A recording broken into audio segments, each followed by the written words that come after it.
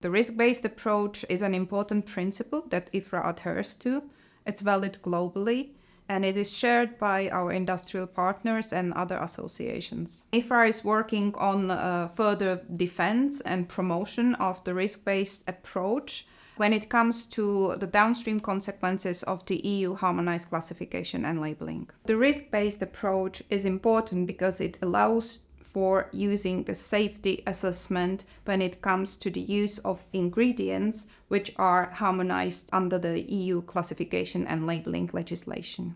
The risk-based approach is important not only to IFRA, but to all our industry partners and associations, and thus, when it comes to defense, we closely cooperate with other associations.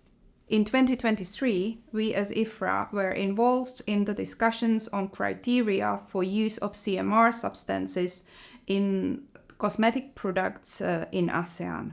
The ASEAN Cosmetic Scientific Body, who is in charge of preparing the criteria, was quite open to this risk-based approach, and thus our contributions supporting and advocating for the use of safety assessment. So again, the risk-based approach, contrary to the hazard-based approach, were taken on board and will be implemented in the ASEAN Cosmetics Directive in 2024. Working on the EU regulatory issues has a synergic effect for our activities in other regions, such as in APAC, because the EU is the forerunner when it comes to the chemicals-related regulations and often serves as a model that is used in other regions.